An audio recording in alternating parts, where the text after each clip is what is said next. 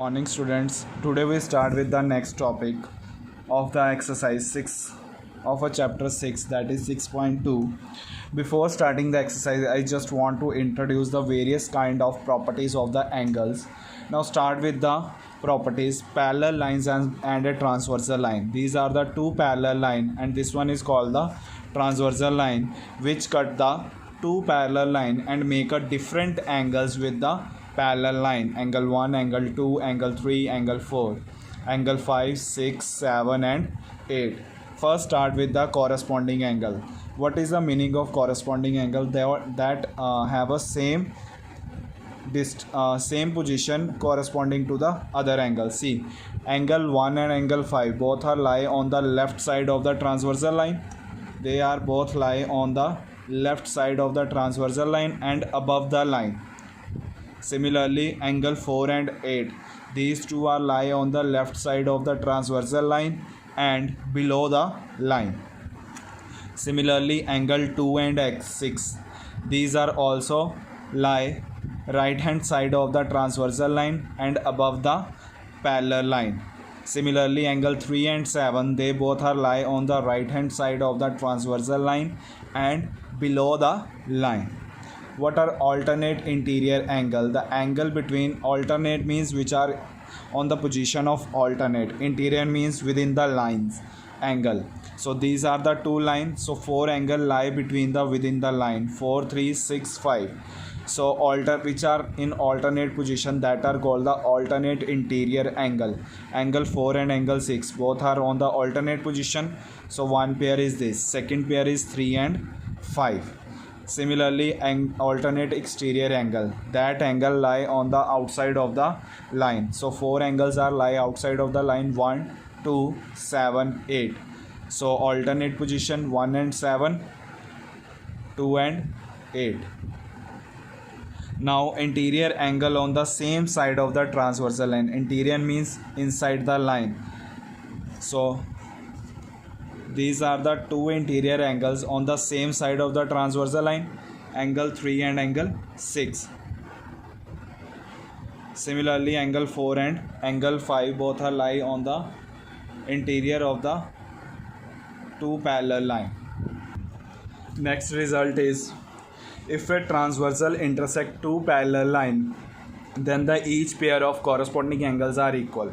So your corresponding angles are 1 and 5, 2 and 6, 4 and 8, 3 and 7. They are equal to one another. That means angle 1 is equal to angle 5, angle 2 is equal to angle 6, angle 4 is equal to angle 8, angle 3 is equal to angle 7. Now this is the result number 2. If a transverse intersect two lines such that a pair of corresponding angles is equal, then the two lines are parallel to each other. In first case, lines are parallel, it is given, and you have to show angles are equal. This is the opposite of result number 1. Here the two lines are there and one is the transversal line and a pair of corresponding angles are equal. So in this case, if your angles are equal, any one pair is equal, then the lines are parallel. Next, if a transversal intersect two parallel lines, then the each pair of alternate interior angles are equal. So your pair of alternate interior angle are 4 and 6, 3 and 5. So they are equal to one another.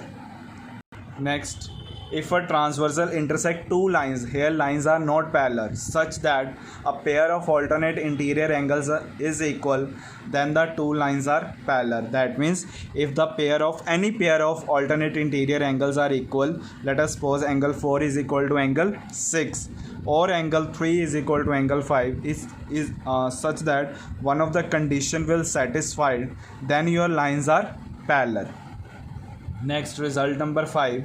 If a transversal intersect two parallel lines, then each pair of interior angle on the same side of the transversal is supplementary. That means sum of angle of interior angle 3 plus 6 both are lie on the same side of the transversal line. So the sum of angle 3 and 6 is 180, or 1 or 5 is 180. Clear this result?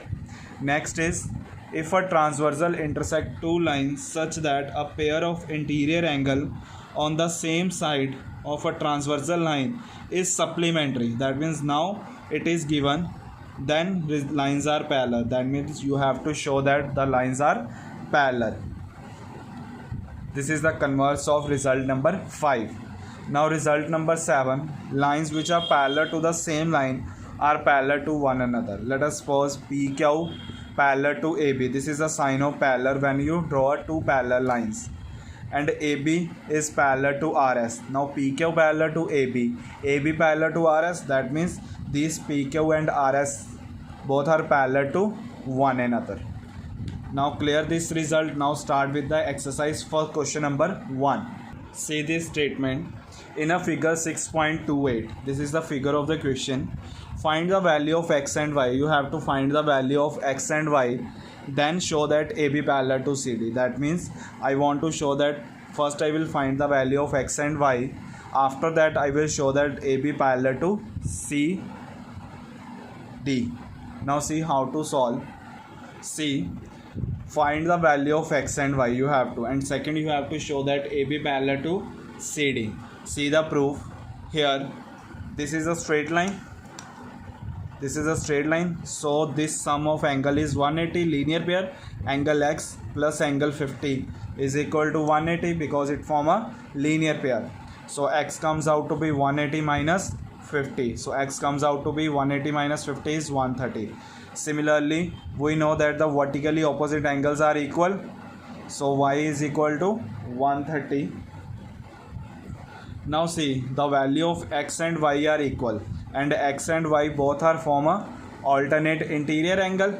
If the alternate interior angles are equal, then the pair of lines are equal. So your pair of lines CD AB parallel to CD, x equal to y equal to 130 by using result number 4. What is that result?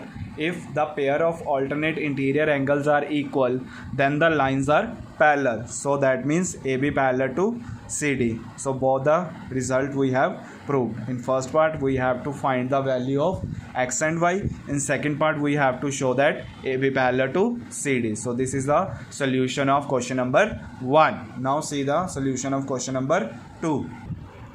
Now see the statement in a figure 6.29. This is the figure. AB parallel to CD, CD parallel to EF, and ratio of y angle and z angle is 3:7. You have to find the value of x. So in this question you have given these two lines are parallel and ratio of y ratio z is 3:7. You have to calculate the value of x. Now see how to solve this question. So these are the diagram of question number 2. You have given AB parallel to CD and CD parallel to EF, and the ratio y ratio z is equal to 3:7. Ratio means both are the multiple of a common number. So let it be y is equal to 3a and z will be equal to 7a. Now we have to find the value of x. First I will take here angle 1. So CD parallel to EF it is given. So y and angle 1 both are corresponding angles. So y equal to angle 1 is equal to corresponding angle. So what is the value of angle y? It is 3a.